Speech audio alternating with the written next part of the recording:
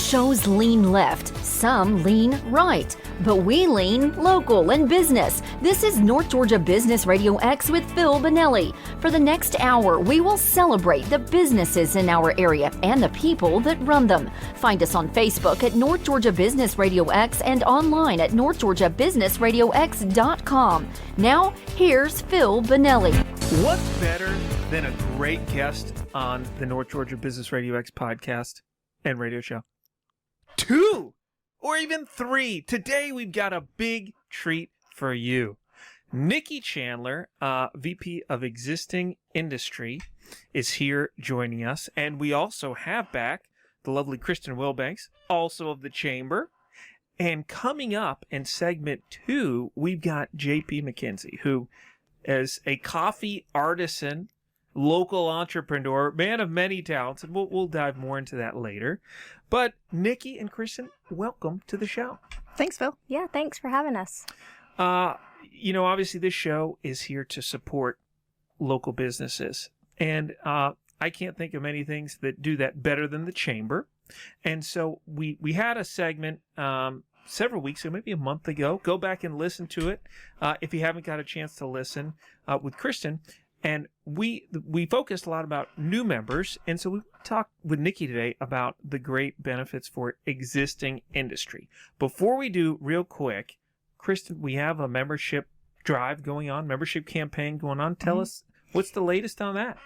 We're in full swing of our membership campaign. It's an annual campaign that we do to bring new members in. Love to support small business, getting a lot of new small businesses in our area joined up with the Chamber, which is great. We want them to use our resources, and it runs through March 31st. Through March 31st. Okay, so if you are not a member of the Chamber, I cannot recommend enough that you join. It has been tremendously impactful for both my business enterprises and me personally. So do go join. And I will tell you that it's not something, hey, if you join during the membership campaign, there's a lot of good things they're going to give you. It's more than just being a member. But once you're a member, they don't stop loving on you. All right? They've got a great person over existing industry, and that is, again, the great Nikki Chandler. So Nikki, all right, you're over existing industry at the Chamber. What all does that entail? What do you do there? Well, I focus mainly on our manufacturers and processors because, as you may know, a lot of people may not know, but we have a strong manufacturing community here. We have a lot of businesses that are here and have expanded, and then also a lot of new businesses that are coming here to have their headquarters. So we just provide services for them, on-site visitation. We have a Drugs Don't Work program where they can get a discount on their workers' comp. And when you're a manufacturer and have 1,500 to 5,000 employees, 7.5% on your workers' comp is a really good discount. Wow. We also do a human resource council for the people that are in their HR, and we meet monthly, and I facilitate that. And, we do different HR-related topics, and we also go out to places in the community. Like last year, we went to Good News clinics just to kind of show, some people, that we have this amazing clinic there, and if any of their employees needed it, or they could, family, friends, whatever. We do a safety council that meets quarterly. We have an industry roundtable, and that's a great program where some of these CEOs and plant managers of these companies can go to their competitors, and we all get together and we meet and we tour, and then we kind of sit around and, just kind of talk about best practices. So it's a great way to network, but also kind of seeing, what your neighbor's doing, but, in a friendly way, not a, sneaky kind of way, not want to steal employees or anything like that. Sure. That would be frowned upon at the HR Council, I would think. Yes. If you're just joining us here at North Georgia Business Radio X, I'm your host, Phil Bonelli, and I'm speaking with Nikki Chandler, VP of Existing Industry at the Chamber. So, Nikki, that's a pretty good list of things that you're doing. And all of those together, really every day you wake up and you say, what can I do today to help the industries in our county, in our community? So what of those things do you think, do you ever find that there's certain things that you offer that maybe companies are surprised that we do and they didn't know about, and maybe this show would be a way that they could learn about it and get plugged in? Oh, yeah, for sure. Especially the Drugs Don't Work program. A lot of people don't realize that you can get that discount when you become a certified drug-free workplace. Okay. And like I mentioned, manufacturers that have a lot of employees, their workers' comp can be very, very high. And so that 7.5% discount can really save them a lot of money, and they can take that savings and put it in, other things in the business. Awesome. And then the HR Council, a lot of people don't know that we have that. And before I started working at the Chamber, I was actually a member of the HR Council. So it really helped me grow and kind of develop in my previous role. All right, so that's a great point. So before working in existing industry at the Chamber, you were in industry. Yes. Tell us about that. What was your path to the Chamber? So I worked in the poultry industry. Before that, I actually worked in banking, and then they shut down where I was working at and kind of moved operations elsewhere. And it was during 2008, so really not a good time to be looking for a job. But luckily, I found this company and, through somebody that knew, and they, knew I was looking for a job. And so I got hired on as the payroll clerk. And at the time we had about 120 employees.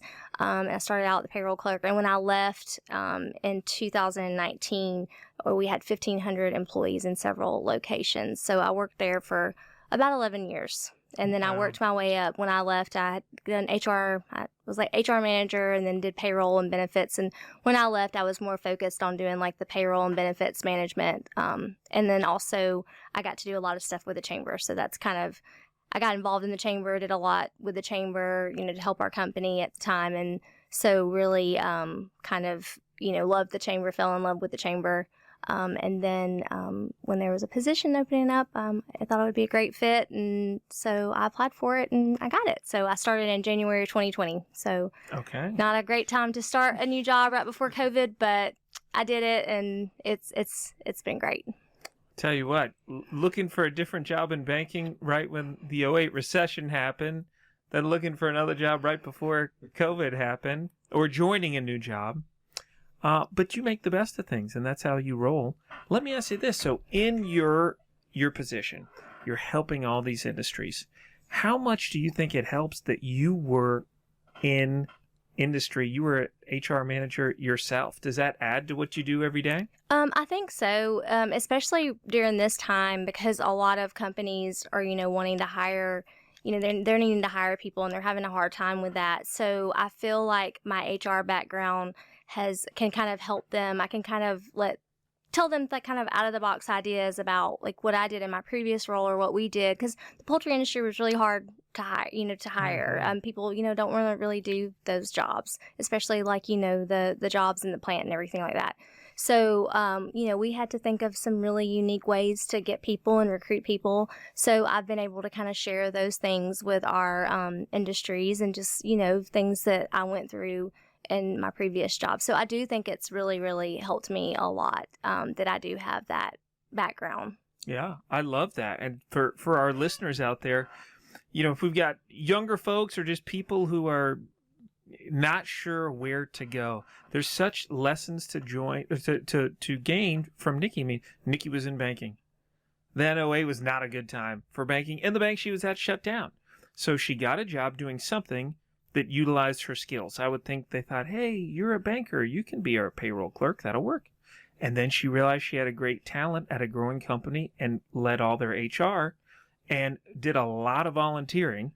And then so she was using her strengths and she was out there doing, and then she found this opportunity, which she absolutely thrives at, is so vibrant in, and adds so much. So go use your strengths and talents and go do and put yourself out there, maybe even through volunteering, and you never know what you're going to get. All right, we're going to take a quick break, and we come back, we're going to talk to the coffee artisan of the Gainesville Square on North Georgia Business Radio X.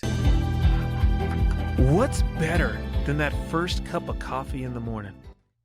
Well, The answer is probably nothing. Welcome back to North Georgia Business Radio X. I'm your host, Phil Bonelli, here with JP McKenzie of Meadowlark Coffee. And I'll tell you, there is something better than the cup you make at home, guaranteed, and that's a cup of Meadowlark.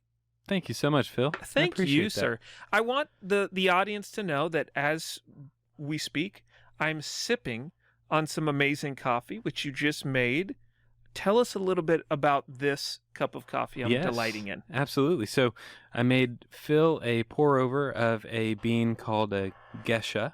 The bean itself is a super rare coffee. It was initially only found in Ethiopia, and it wasn't until the last 20 or so years that the coffee was able to be grown outside of Ethiopia. And it is year over year, the plant itself they're only able to harvest so much coffee from it. So year over year, it's the most expensive coffee to get. And so through that, it's a very mild coffee, but it's very floral, fruit forward.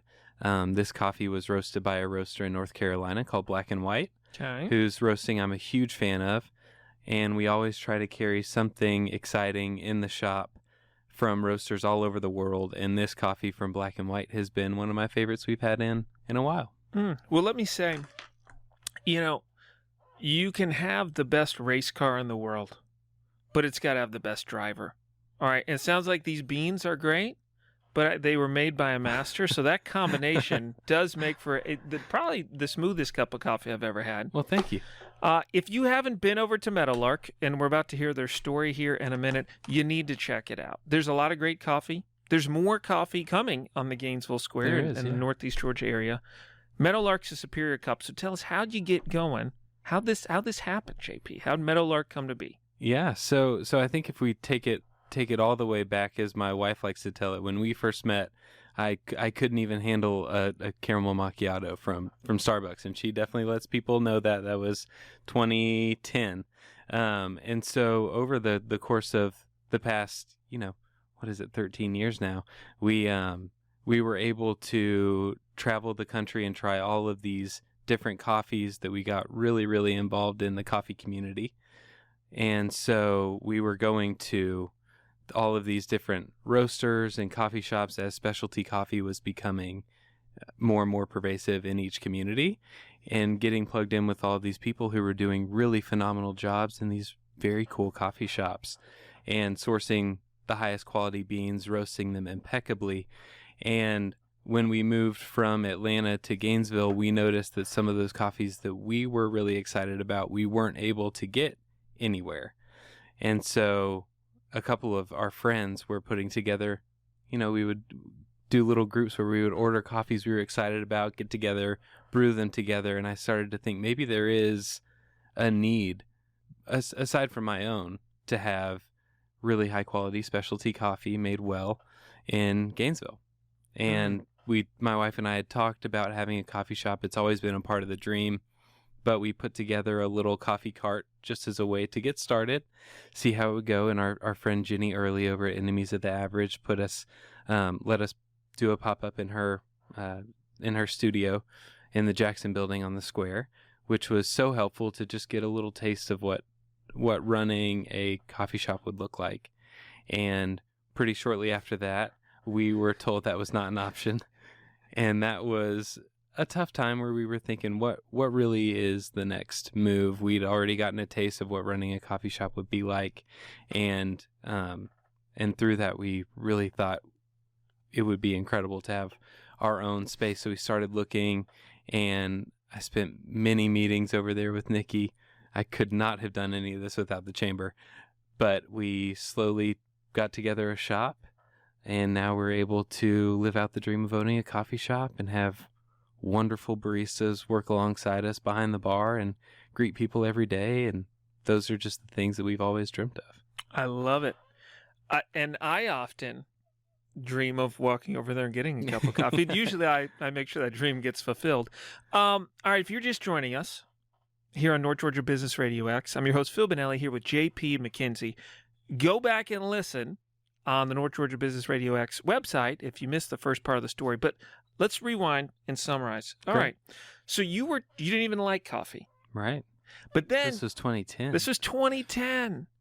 But you were assume you were traveling around with your amazing band.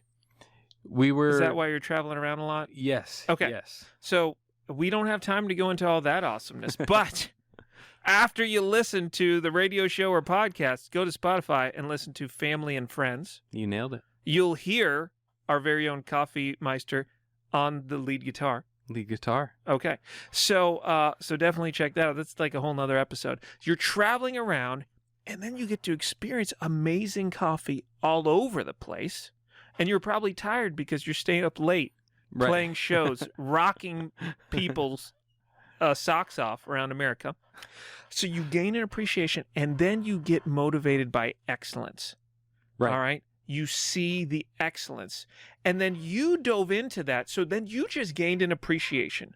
So you took that appreciation of excellence in coffee to the next level on a personal note. And you got together with friends.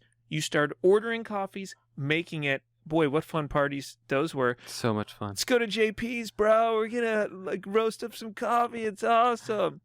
All right. I don't know if your friends are surfers, but it just happened. Anyway, and then so you're following something you're excited about. You saw excellence, and then you gained skills, built up your craft for yourself, and then you saw, hey, I think there's a need. So you started small. You got a coffee cart. And I saw that espresso machine. That was an investment on that cart. It was one of the things that I respect and love most about my wife, Summer, is if she is going to do something, she's not going to cut the corners. And it's through this, when I wanted to start something, I was thinking, let's just start here. Let's just start here. And she kept saying, if we're going to do this, we're going to do it right. And I respect that so much, because there are so many times where me, the more emotionally driven one, I'm like, let's just go for it. Let's just do it. And she's very pragmatic in some of those thoughts and said, let's really do it correctly.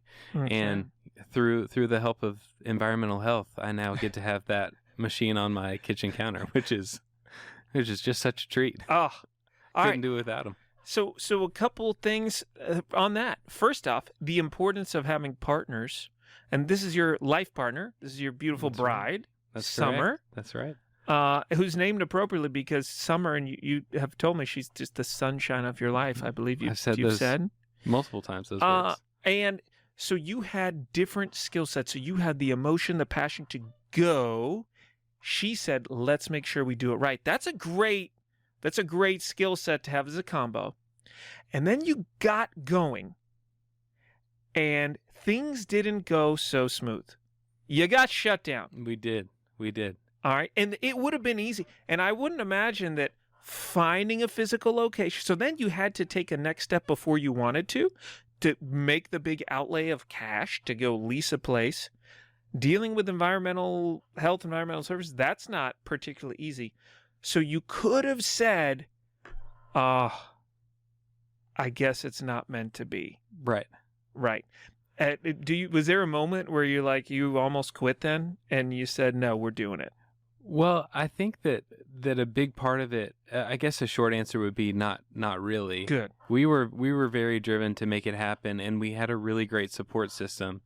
And I really think without those people pushing us forward, to me it was a dream, and we had a small taste of it. But to have the affirmation and so many people, and especially through the chamber, that some of those business after hours meeting of just networking with people and getting to talk to people and hearing different people's stories, but also them just reaching out a hand. I'm not always one to ask for help.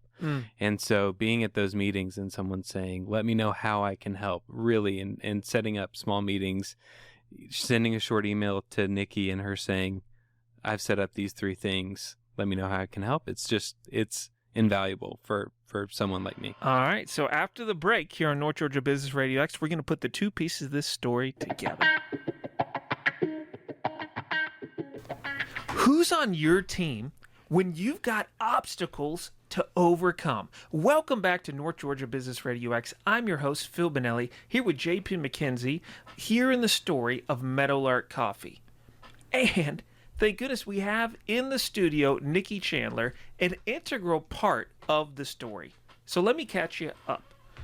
JP decided he wanted to start an amazing coffee shop. He dipped his toe in the water. He got a coffee cart. He was serving excellent coffee from this coffee cart. I imbibed on several of the cups. They were great. He then got shut down. Door slammed in his face. So he had to go earlier than he had planned and get a physical location. There's a lot that goes into it.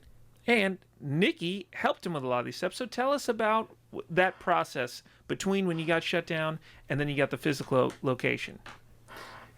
Once we got shut down, and you know, the health department, they're doing a wonderful job. We've become, I spent the better part of 4 months on the phone with them, hours a day, just trying to figure out what the best scenario was. I really wanted to continue the cart, but there was no way for them to permit it. And I understand that they're keeping all of us safe, which is their number one priority, and I still am grateful for. But it set us on a different path, and all of those things just looked a little different than we'd planned. And I really did not know what I was doing. There's no real clear-cut way to do any of it.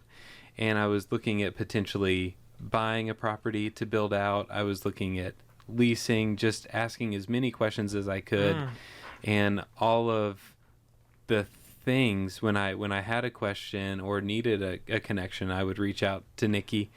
And almost every single time, Nikki had a great list of people for me to reach back out to, or a resource that could help with any of the questions. And even, you know, once I had the lease, if we fast forward to where it started, I was holding it thinking, well, who do I call first to get in the door? I really had no idea where to start, but through all of it, when I was looking at buying, when I was looking at any kind of small business help, Nikki was always there with a couple of recommendations for people to reach out to, which was just so helpful. All right, let's pause right there. A couple lessons that jump out to me. First, JP, you mentioned you're not often the type to reach out for help. True. And you did. And you were in something that, I mean, getting all that set up, all those licenses, you know, it can be very daunting, even with, as you mentioned, the excellent support of Hall County government and helping you walk through. That's right. It was excellent.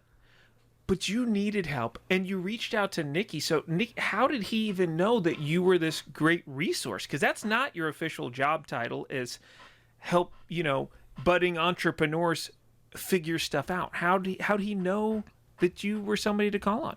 Well, I had saw on social media where there was a pop-up cart, as he mentioned, at Jenny's shop, Enemies of the Average, and I love coffee. So I went and, you know, wanted to check it out and met JP, and just, you know, right off the bat, just a very nice, genuine person, friendly, and you know, just loved him and his wife and loved what he was doing. I thought it was, you know, such a cool thing that, like, had this coffee cart and he was going to, you know, be able to go to all these places. And the coffee was amazing. So just, I met him that way.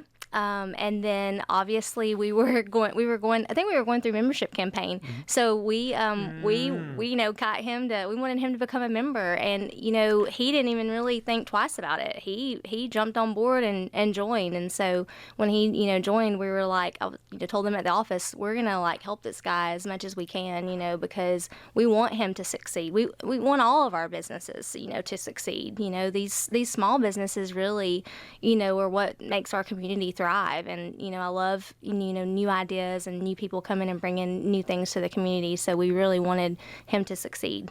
I love that. If you're just joining us on North Georgia Business Radio X, I'm here with Nikki Chandler, VP of Existing Industry, plus just master connector all around, and JP McKenzie of Meadowlark Coffee.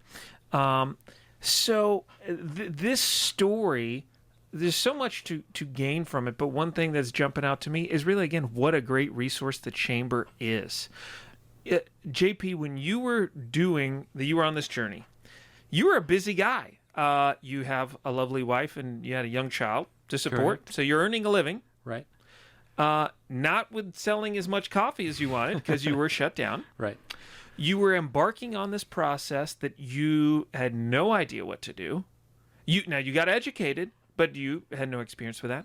And so your friends at the chamber, which you had just joined, they know people. They know everybody. They're plugged into the business community. So you're busy hustling, doing your thing, and you didn't even know where to go. But the chamber, because it's this great networking connector who, guess what, literally really cares for and loves our local businesses, they know the people. So you don't have to go reinvent the wheel.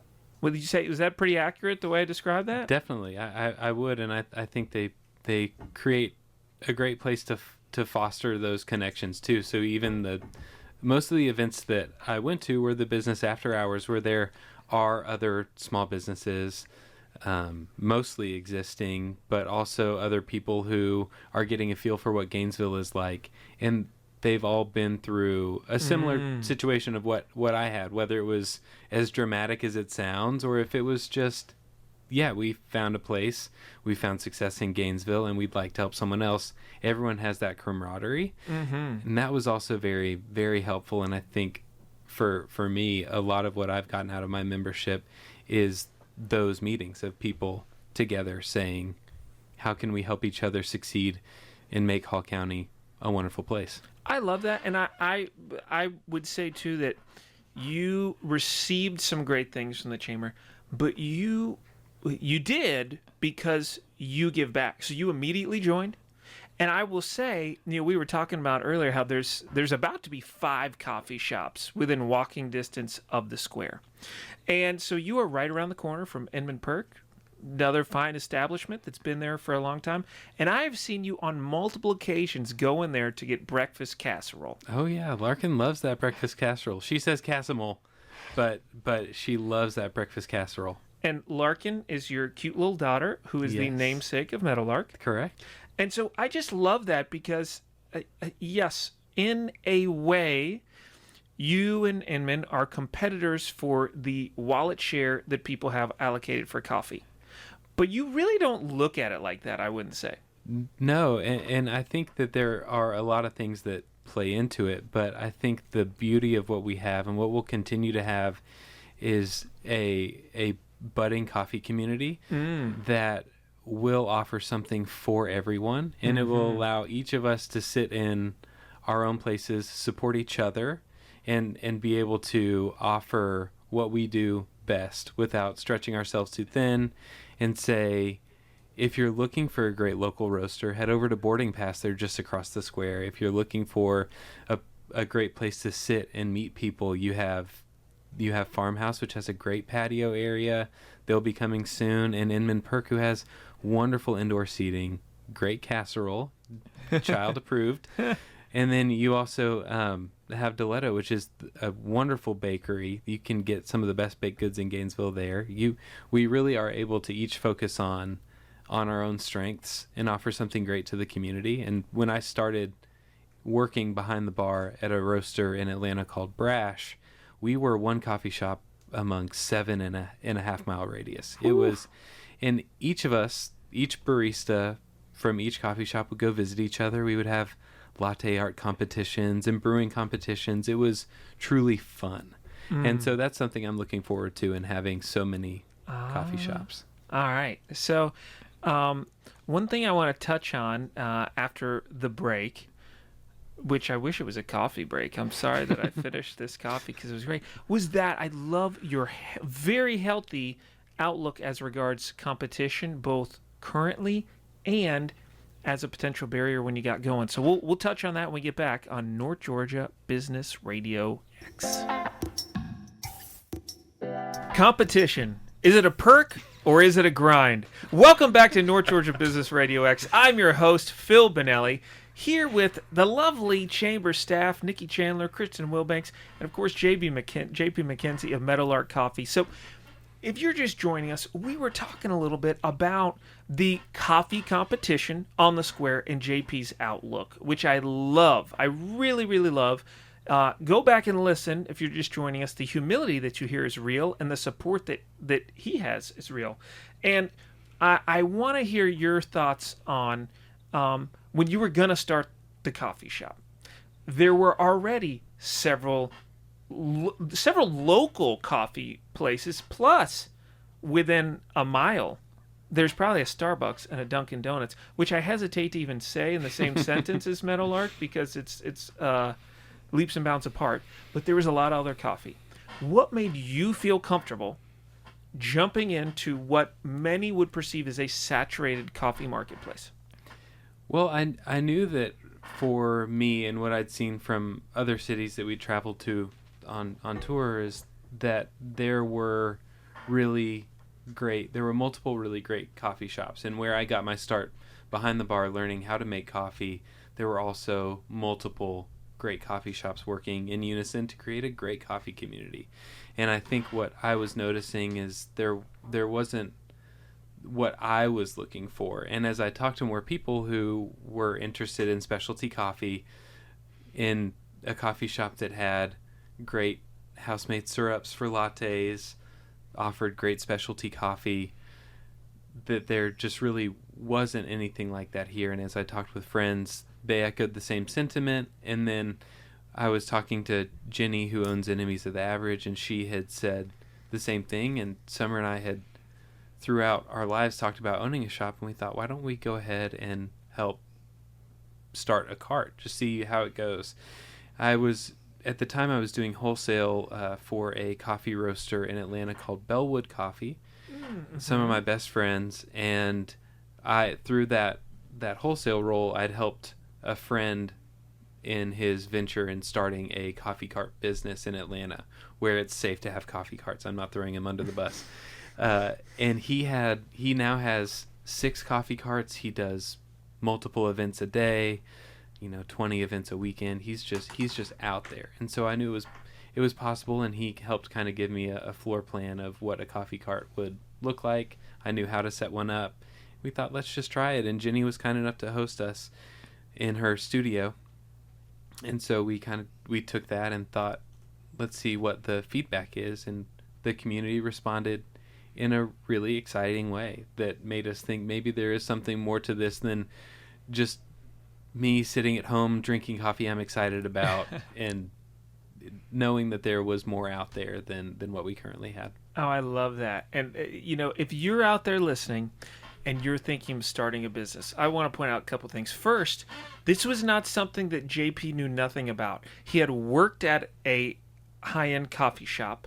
He knew that. He talked to many other people. He was selling coffee beans at the time, okay? So it wasn't that he was selling coffee beans and he said, hey, I really like athletic socks. I think I'm going to start a sporting goods store. He knew about it. He had done his research.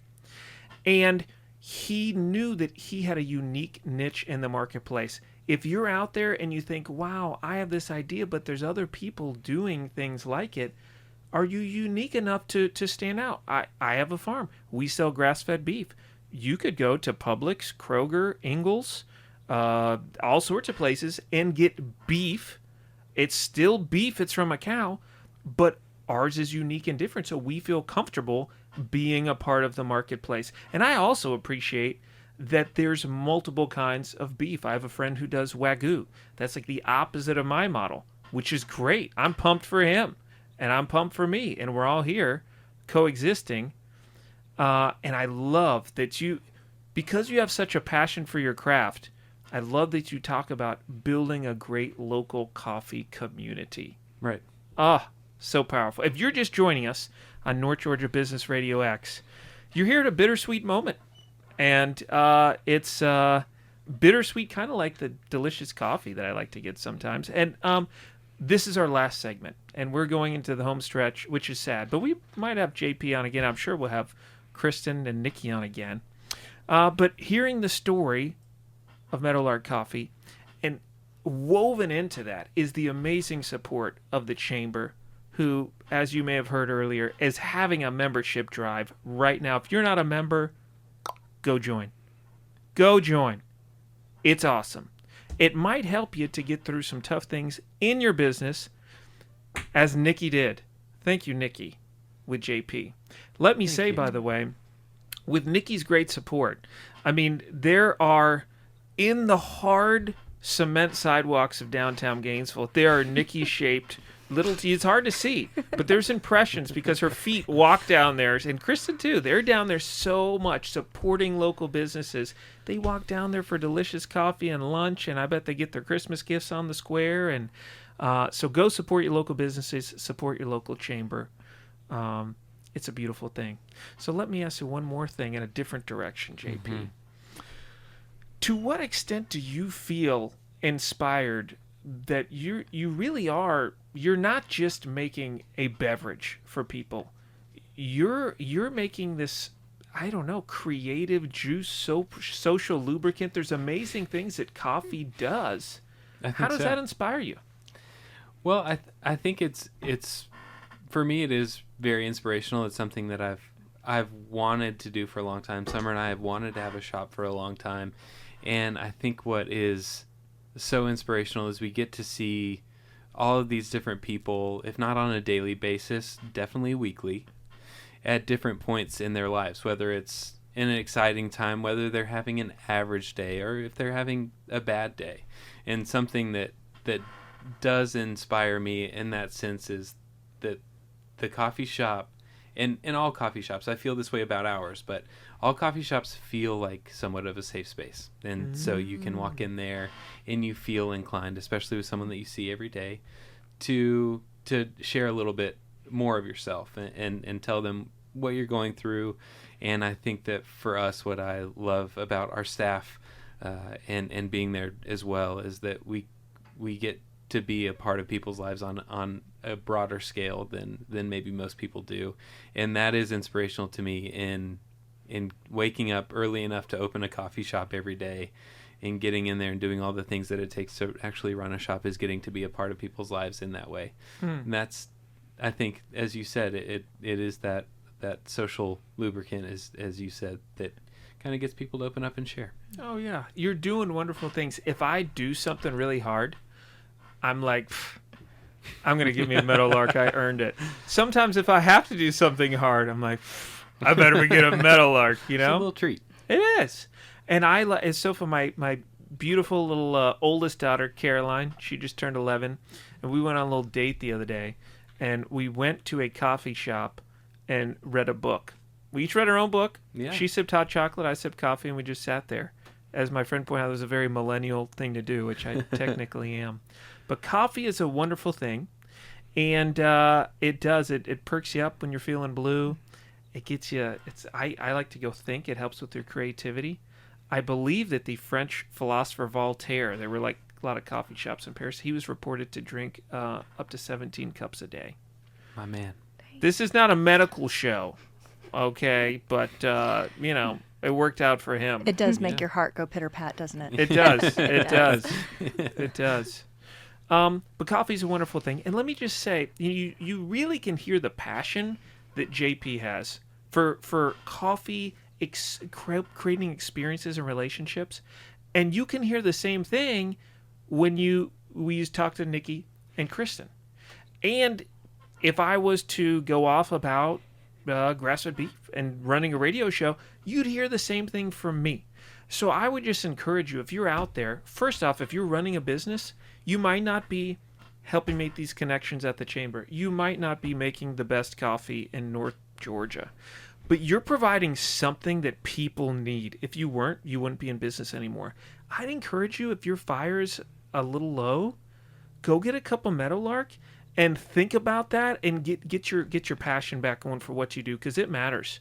You're meeting a need, or else you wouldn't still be in business. So I hope you can soak in the passion from this show, reinvigorate your own. And if you don't have a business or you don't know what you want to do, find the things, just like Nikki. She found things she was good at that payroll clerk. And then she performed great, volunteered, and found what she just thrives in. So go get it done, North Georgia. Thank you so much. We'll be with you next week on North Georgia Business Radio X.